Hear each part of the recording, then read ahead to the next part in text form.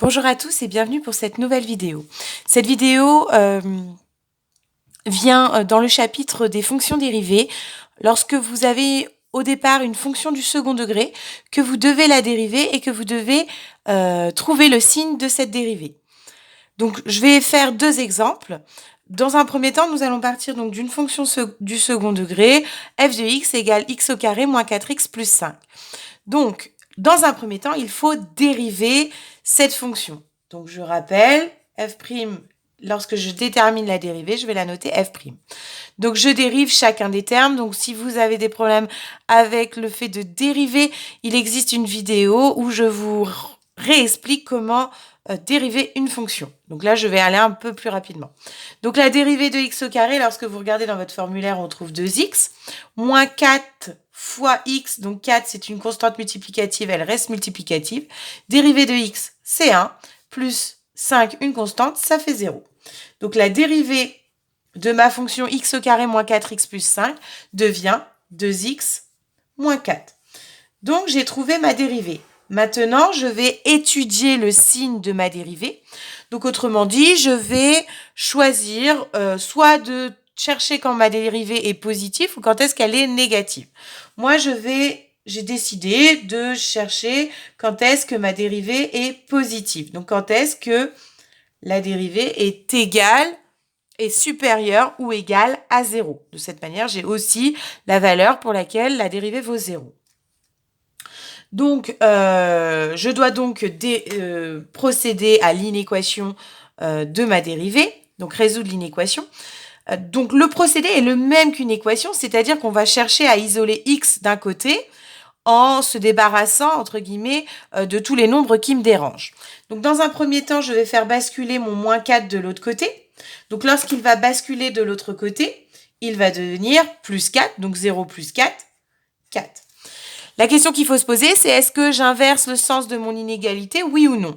Donc là, les règles qui ont été vues en seconde, c'est qu'on ne change pas le sens d'une inégalité lorsqu'on ajoute ou lorsqu'on ajoute ou soustrait un même nombre de membres d'une inégalité.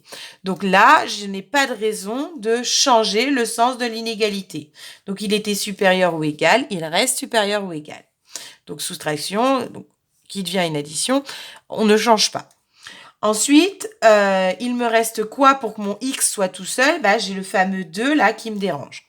Donc, je vais le faire basculer de l'autre côté, mais attention, il est multiplié. Donc, quand il passe de l'autre côté, il va devenir divisé. Et là, on se pose la question, est-ce que je dois changer le sens de mon inégalité? Non. Dans le cas d'une multiplication ou d'une division, on ne change le sens de l'inégalité que lorsque le nombre que l'on fait basculer est négatif. Or là, 2 est positif, donc on ne va pas changer le sens de l'inégalité. Donc après simplification, 4 divisé par 2, ça fait 2. Donc j'ai trouvé que ma dérivée était supérieure ou égale à 0 lorsque x est plus grand ou égal à 2. Donc, il me reste mon tableau de signes à faire. Donc, mes valeurs de x. Donc là, je n'ai pas donné d'intervalle de définition. Donc, on va aller de moins l'infini à plus l'infini. La plupart du temps, dans les exercices, on vous donnera l'intervalle de définition et il suffira de mettre les bornes ici. Donc, je vous laisse vous reporter aux activités qu'on a fait en classe. Et donc, nous, on a trouvé quoi comme valeur? Donc, on a trouvé x égale 2. Et on sait que la dérivée f' de x est égale à 0 pour x qui vaut 2. Maintenant, il nous reste, on cherche le signe de la dérivée. Donc, je dois dire si elle est positive ou négative pour quelle valeur de x. Donc, nous, on a cherché quand est-ce qu'elle était positive. Cette dérivée est positive quand x est plus grand que 2. Donc, plus grand que 2, je me trouve donc entre 2 et plus l'infini. Donc, je vais mettre un plus ici et un moins là. Donc, voici le tableau de signes de ma dérivée qui est ici. Il vous restera ensuite, et vous verrez dans le tableau, à trouver les variations de votre fonction de départ. À trouver, alors j'ai été un peu trop loin avec mon trait, à trouver les variations de la fonction de départ, donc à savoir x au carré moins 4x plus 5. Donc, nous avons vu dans le cours que lorsque la dérivée est négative, la fonction est décroissante. Et lorsque la dérivée est positive, f de x est croissante. Donc, il ne vous reste plus qu'à faire vos flèches. Et à trouver la valeur correspondante ici. Donc là, il suffit de remplacer x par 2, de faire le calcul de f de x et vous trouvez votre valeur. Dans les différentes activités que l'on a fait en classe, je vous demande au préalable de remplir un tableau grâce à la fonction tableau de votre calculatrice. Donc maintenant, nous allons passer à l'exemple numéro 2. Donc là, j'ai une nouvelle fonction, moins x au carré plus 4x, et je dois donc dans un premier temps la dériver. Donc je note prime, f' de x, la dérivée. Donc moins, il reste là, dérivée de x au carré, 2x, plus 4, constante multiplicative, elle reste là. Dérivée de x, 1. Donc, quand je regarde ce qui me reste, après simplification, il me reste moins 2x plus 4. Donc là, j'ai trouvé ma dérivée. Je tombe sur une dérivée du premier degré. Effectivement, quand vous partez d'une fonction de départ du second degré, on perd 1 degré lorsqu'on le dérive.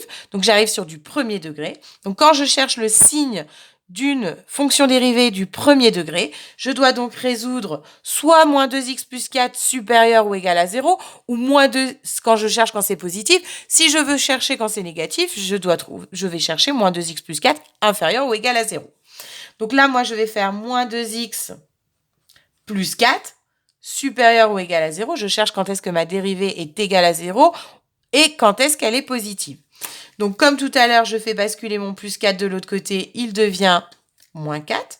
Donc, ça va me faire comme ceci. Est-ce que je change le sens de l'inégalité? Non. Je ne change jamais lorsque c'est une addition, une soustraction. Donc, il reste supérieur ou égal. Ensuite, il me reste à faire basculer mon moins 2 qui est multiplié. Attention, c'est assez tentant pour beaucoup d'entre vous de se dire « Ah bah, il y a un moins 2, il va devenir plus 2 ». Non, non, non. Le moins 2 est multiplié à x. Donc, lorsqu'il bascule de l'autre côté, il va devenir divisé. Et attention, je garde le moins. L'opération, là, c'est bien une multiplication qui va devenir une division. Et là, est-ce que je change le sens de mon inégalité? Oui. Lorsque je multiplie ou divise par un nombre négatif, j'inverse le sens de l'inégalité. Donc, il était supérieur ou égal, il devient inférieur ou égal. Donc, après simplification, je trouve que x est plus petit ou égal à moins par moins, ça fait plus, 4 divisé par 2, il reste 2. Donc, je me trouve dans un tableau sensiblement le même que dans l'exemple 1. Donc, x. Donc là, on me donne une fois de plus pas l'intervalle de définition. Donc, je vais mettre moins l'infini plus l'infini. Je mets ma valeur intermédiaire 2 que je viens de trouver. Et là, je dois faire le tableau de signes de la dérivée. Donc, je sais que ma dérivée vaut 0 pour x égale 2. Et là, maintenant, je réfléchis. Donc, je cherchais quand est-ce que ça, c'était positif. Donc, 2x plus 4, c'est supérieur à 0 lorsque x est plus petit que 2. Donc, plus petit que 2, je me trouve ici. Donc là, je mets mon plus. Et ici, je mets mon moins. Et donc, je peux donc en déduire les variations de la fonction de départ. Donc, lorsque la dérivée est positive, la fonction est croissante. Et lorsque la dérivée est négative, la fonction est décroissante. Il ne vous reste plus qu'à remplacer x par 2 et de mettre votre valeur ici. Et votre tableau est complété. Un autre moyen pour savoir si vous n'êtes pas trompé, lorsque vous avez du premier degré comme ceci, bah c'est du signe, donc là c'est la forme à x plus b, c'est du signe de a à droite du 0, toujours. Donc là, le coefficient, c'est moins 2. Donc à droite du 0, je trouve le moins. Ici, c'était 2, le coefficient a, je le trouve à droite du 0. Donc voilà pour cette nouvelle vidéo qui vous aidera à, lorsque vous devez trouver le signe d'une dérivée, d'une fonction de départ qui était du second degré. Donc lorsque vous dérivez, vous arrivez sur du premier degré.